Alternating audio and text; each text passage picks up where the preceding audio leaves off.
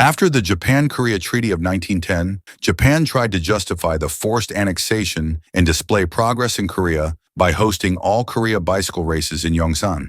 The race competition begins with a fierce rivalry between the Japanese and Koreans. Morishita, a Japanese cyclist on a winning streak, sabotages the competition and claims victory for the seventh time. King Gojong of Korea is disappointed, while the Japanese governor subtly mocks the Koreans. Kim Hyung-shin, a Korean girl, notices a group of children singing and praising Morishita. Despite being Korean, they are just innocent kids who don't understand the situation. Later, she attends the independence movement meeting where the people are displeased by Morishita's praise. Undoman suggests calling the righteous army members to Seoul, but Hwang Jae-ho argues that their forces alone can't defeat the Japanese. Un insists that the race must be stopped, but another man enters with news that makes it clear this won't be possible. No battle can be won with low morale, so the focus should be on winning the bicycle race. While An disagrees, Jae-ho believes the priority should be awakening the people to seek independence. The group splits over their differences, with some led by An leaving the meeting. Just before Hyung-shin departs, Jae-ho asks her to tell An that violence isn't the only way to change the world. Bak-dong, a water seller in Pyeongtaek, struggles with declining business from his usual customers. The reason soon becomes clear when Gwang-sik, a fellow seller, now delivers water effortlessly using a bicycle. Bok-dong comes across a bicycle vendor advertising to a crowd and decides to try riding one. At first, the test ride goes smoothly, but he soon loses control, crashes into people, and ultimately collides with a chicken cage. Back home, Bok-dong's father is proud to receive a letter confirming his son Guidong's admission to study law at the university. He gives Guidong some money, and Bong-soon is surprised, realizing he has sold their land. Guidong isn't pleased, knowing registration is still months away, but their father dismisses his concerns. Just then, Bok-dong arrives, happy to see that Guidong is back from Seoul. Bong-soon urges him to come eat, but their father instructs him to clean the rice sheaves first, not wanting him to see the money. Later, Bok-dong can't stop thinking about his bicycle ride, even imagining a bicycle in the stars as he mimics riding. Guidong approaches and teases him about it. When Bok-dong asks if he's seen a bicycle before, Guidong shares that he has ridden one in Seoul. He mentions the bicycle race, which excites Bok-dong. Guidong is curious about his sudden interest, but Bok-dong brushes it off, saying it would be useful for the family to have a bicycle so he could deliver water faster and earn more money. Bong-sun startles them, and the three siblings lie on the rice sheaves, spending quality time together. The next day, Guidong surprises Bok-dong with a brand new bicycle, leaving him in disbelief. He's shocked that Guidong used his tuition fees, but Guidong brushes it off, assuring him that payment is still months away. He urges Bok-dong to use the bicycle to earn money and pay him back. Bong-sun is thrilled for Bok-dong to try it out. Later, as Gwang-sik happily rides off to deliver water, he is stunned to see Bok-dong speeding past on his new bicycle. Determined not to be outdone, he tries to overtake him. Meanwhile, Jae-ho and his niece Kyung-ja paste cycling competition ads around the market. The race between Gwang-sik and Bok-dong intensifies as they reach a hill, but Bok-dong pulls ahead, leaving Gwang-sik frustrated as he falls off his bicycle. After finishing his water deliveries, Bok-dong stops by a shop to buy an expensive shoe for his father. When he steps outside, he is horrified to find his bicycle missing. He searches frantically, but it's nowhere to be found. Bok-dong arrives home devastated, but things only get worse when his father beats him mercilessly for losing the bicycle. Ignoring Bong-soon's wails and pleas to stop, Guidong, woken by the commotion, rushes out to intervene, but their father is too furious. He grabs a stick and strikes Bok-dong, drawing blood, before Guidong finally manages to stop him. Later that night, Bok-dong solemnly leaves the shoes for his father before quietly gathering his belongings and slipping out of the house. Upon arriving in Seoul, he is overwhelmed by the bustling city life, so different from his village. He comes across Lee Hong-dae advertising a job for 21 per month and immediately volunteers. After an unnecessary examination, Hong-dae asks where he's from. Upon learning they come from the same place, he offers to provide the job address for 5-1. Bok-dong only has 3-1, and Hong-dae finally agrees. Grateful, Bok-dong takes the address and hurries off. Unfortunately, when he arrives, the owner takes one look at the paper and kicks him out. Turns out he has been scammed. Back home, Guidong packs his belongings, prompting Bong-soon to ask where he's going. He reveals his plan to work on the new railroads in Manchuria to support the family. Overwhelmed, Bong-sun bursts into tears, feeling like she's about to lose her second brother as well. Guidong comforts her. Meanwhile, Bok-dong desperately searches for another job but has no luck. leaving him devastated. As the bicycle race begins, Hyung-shin and her crew move into position, preparing to sabotage the event and assassinate the Governor General. Bok-dong also arrives, eager to watch the race. Hyung-shin sets the timer on the explosive and starts running to throw the bag, but her movements aren't quiet enough, alerting the security dogs. They are unleashed and charge straight toward her. Bok-dong stops Hyung-shin, handing her the bag she dropped, but she isn't pleased. Luckily, the security dogs get distracted by a little boy's snacks. Seizing the moment, Hyung-shin flings the bag into the field, where it explodes seconds later, shocking the unsuspecting Bok-dong. Gunfire erupts as Hyung-shin and her crew attempt to assassinate the governor. Officers scramble to shield him while defending themselves from the attackers. Amid the chaos, Hyung-shin turns her pistol on Bok-dong, demanding to know who he is. However, the escalating chaos forces her to retreat.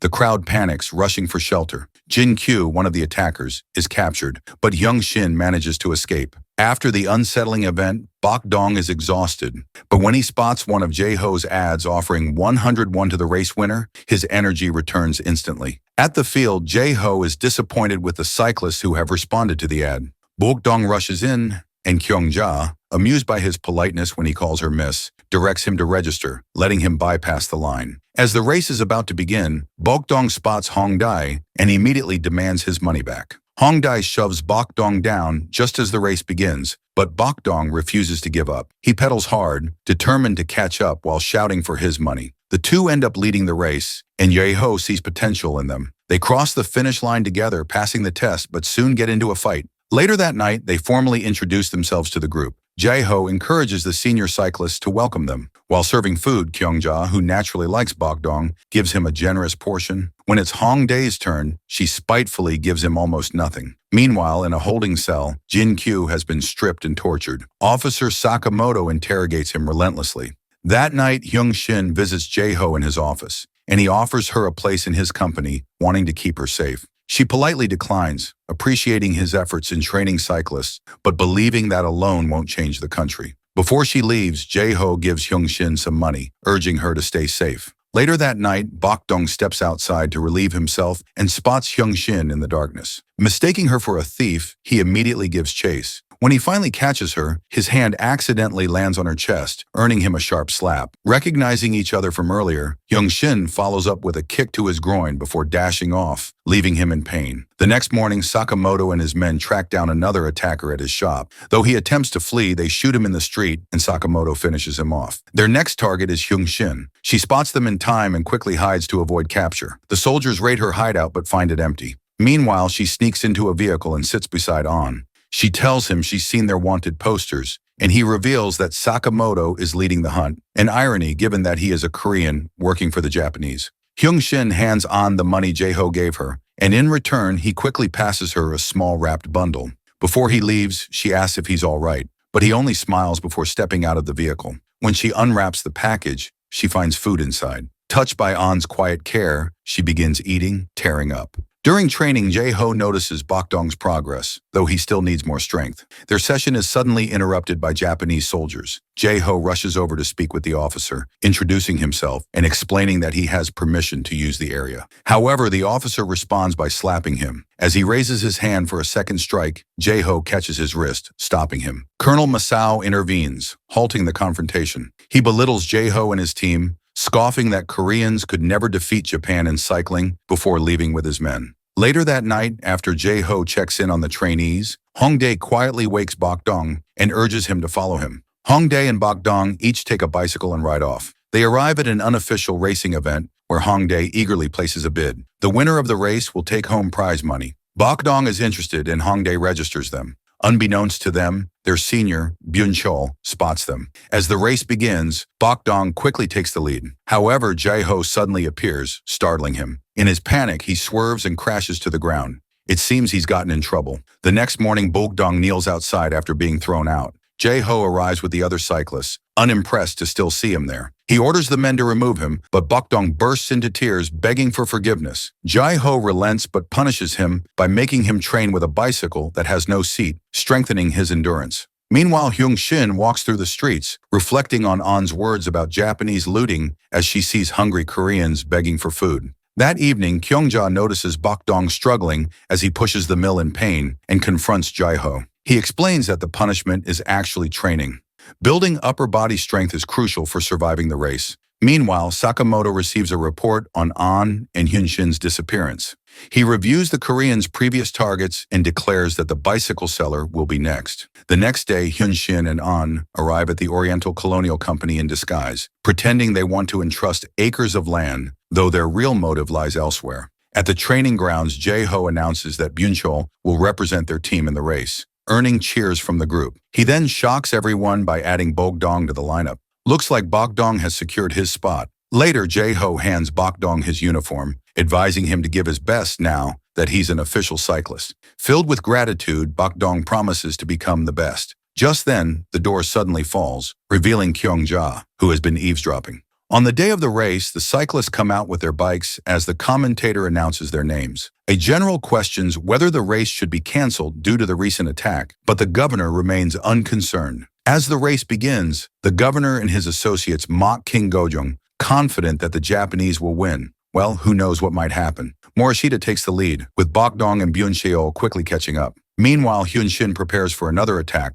checking her watch for the time unspecified. The race intensifies. Morishita pushes Bogdong, but he regains his balance. Byun-cheol races alongside Morishita, but is soon shoved, causing him to lose balance and fall. Despite this, he urges Bogdong to keep going. Determined, Bogdong surges forward. On the final lap, Bogdong pushes forward, overtaking most of the cyclists and making his way to the front. As he passes Jae-ho, Jae-ho urges him on, triggering memories of his grueling training. He adjusts his technique, riding while standing, which significantly boosts his speed. It seems the bicycle punishment paid off after all. As he closes in on Morishita, the tension rises, leaving everyone, King Gojong included, holding their breath. At the finish line, Bogdong surges ahead, crossing first. The crowd erupts in excitement at the victory. At last, it's Korea's turn to celebrate. Meanwhile, at the designated time, Hyunshin enters the Oriental Colonial Company, only to realize too late that it's a trap. Sakamoto and his soldiers are already waiting. The doors slam shut, locking her inside,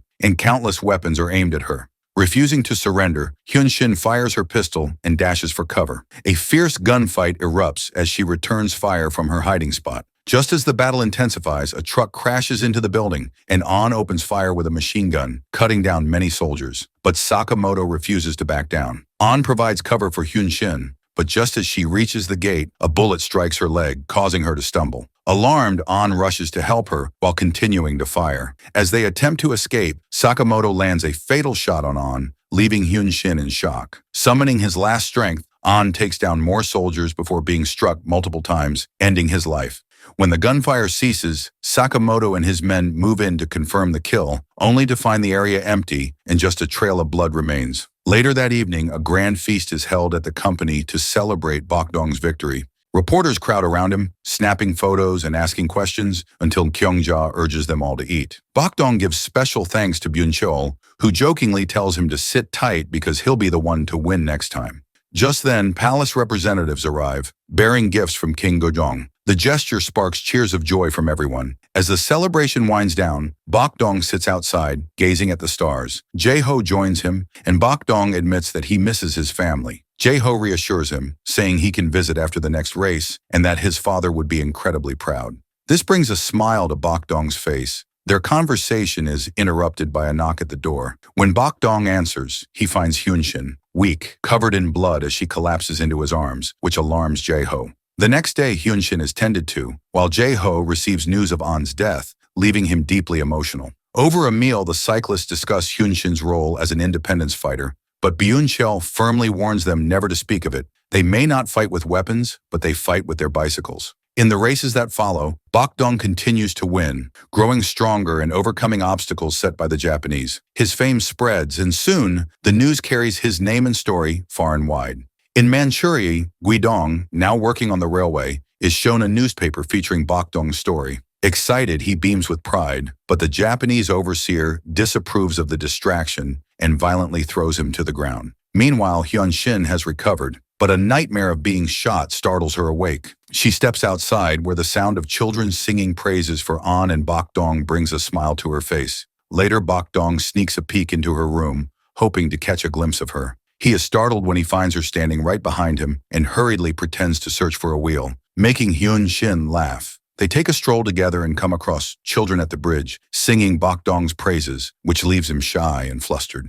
Hyun-shin begins to believe that Jae-ho's vision of changing the world with bicycles might truly be possible.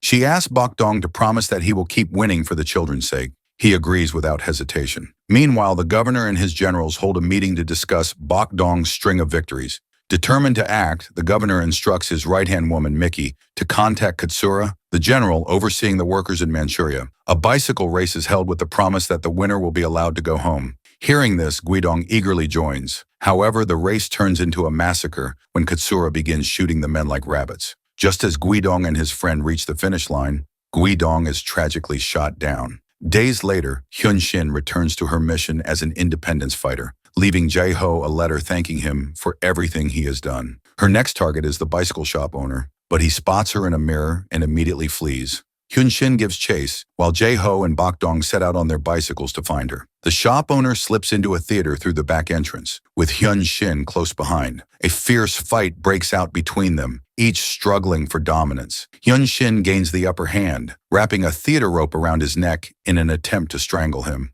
But just as he begins to weaken, the wood holding the rope snaps, setting him free. The tables turn as the shop owner seizes Hyun-shin by the throat, strangling her with his bare hands. Desperate, she reaches for a shard of broken glass and slashes his throat. Meanwhile, the theater performance continues uninterrupted, until the wounded man stumbles onto the stage, blood gushing from his neck. Panic erupts as the audience screams and scrambles for the exits. Word quickly reaches Sakamoto, who immediately dispatches soldiers. Outside, Hyun-shin keeps her head low, trying to blend in, but a soldier recognizes her. She immediately breaks into a run, with soldiers in hot pursuit. Gunfire erupts, and she takes a hit but manages to duck into cover. A second shot strikes her. Just then, Bokdong appears, swiftly scooping her onto his bicycle. He pedals furiously, urging her to hold on tight. As they speed through the streets, they find themselves blocked by Sakamoto. Bokdong swerves, taking a sharp turn and pleading with Hyun-shin not to let go. But before they can escape, Sakamoto fires. Tragically, the bullet hits Hyun-shin, and she falls from the bicycle. Bokdong skids to a stop and rushes to Hyun-shin, cradling her in his arms as he sobs in agony. Moments later, she takes her final breath. Soldiers seize Bokdong, dragging him away. Later, Hyun-shin's lifeless body is brought to Jae-ho. Overcome with grief, he cries out in anguish at the devastating loss. Meanwhile, Sakamoto reports to the governor and generals, declaring that the independence group has been wiped out. Once he leaves, they turn their attention to Bokdong's fate. One general suggests executing him, but Mickey warns that killing a national hero could spark a war. Instead, she proposes a different strategy, forcing him to lose. If Bokdong is publicly humiliated, Koreans will watch their hero fall and lose hope. In his cell, Bokdong is treated like an animal. Sakamoto and his men subject him to relentless torture, determined to break him before the race. Mickey believes only one man can defeat Bokdong, Katsura, an undefeated racer. Plans are set in motion to bring him to Seoul for the competition. News of the upcoming race spreads rapidly, shocking the citizens. At home, Bong-sun shares the news with her father, who immediately decides to travel to Seoul to see Bokdong. Meanwhile, Jae-ho breaks open the safety box containing Hyun-shin's pistol. It seems he's ready for revenge. On the day of the race, the stadium is packed with spectators from far and wide. Among them are Bokdong's father and Bong-sun, who take their seats. When Bokdong is led out by soldiers, the Korean crowd erupts in cheers, hailing their hero. The atmosphere shifts when Katsura enters, met with roaring support from the Japanese side. The tension is palpable, and this will be a fierce competition. The race begins. With 30 laps to go, Katsura quickly takes the lead, with Bokdong close behind. Before long, the two break away from the rest, leaving the other cyclists trailing behind. As Bokdong inches closer, the intensity rises. The real battle has begun. Katsura, desperate to secure victory, starts shoving Bokdong. Though he nearly loses his balance, Bokdong recovers, despite his wounds reopening and bleeding profusely. Katsura surges ahead and Bokdong struggles to keep up. The Japanese spectators grow confident, convinced that Katsura has already won. But then Bokdong recalls his promise to Hyun-shin and the way she was mercilessly taken from him. The memory reignites his determination. Ignoring the pain, he pushes forward, his speed increasing. The Koreans chant his name, fueling his strength. Soon, he's side by side with Katsura, the crowd holding its breath. As they make the final turn, both cyclists push with everything they have. But just before the finish line, Katsura crashes into Bokdong's bicycle. The impact sends them both flying, hitting the ground hard. The stadium falls into a stunned silence, as everyone waits to see who crossed the finish line first. As the dust settles, it becomes clear that Bokdong has won. A deafening cheer erupts from the Korean crowd, celebrating his hard-fought victory. Despite his injuries, Bokdong forces himself to stand. With fierce resentment in his eyes, he locks onto the governor and, in a bold act of defiance, hurls his bicycle toward him. The crowd falls silent. Immediately, soldiers rush in to arrest him, but the Koreans have had enough. They flood the track, surrounding Bokdong to shield him. Even in the face of armed soldiers, they refuse to back down. Meanwhile, from a hidden vantage point, Sakamoto takes aim, prepared to end Bokdong's life. But before he can pull the trigger, Jae-ho appears behind him. Without hesitation, he presses Hyunshin's pistol to Sakamoto's head and pulls the trigger, delivering long-awaited justice for An and Hyunshin. More people flood the stadium to shield Bokdong, including his father and Bongsun. In a powerful display of unity, the Koreans begin singing their national anthem, their voices rising together in defiance. The governor watches in shock. He gives the order to fire. The soldiers begin shooting at those in front, but instead of scattering, even more people step forward to protect Bokdong. The moment is overwhelming, and no amount of fear or violence can break their unity, which leaves the governor in shock. Bokdong's victories in all Korean bicycle races from 1913 elevated national unity and pride. His story conveys hope to the strength and pride of the people stronger than weapons, and a record of history that overcame painful times in their respective positions.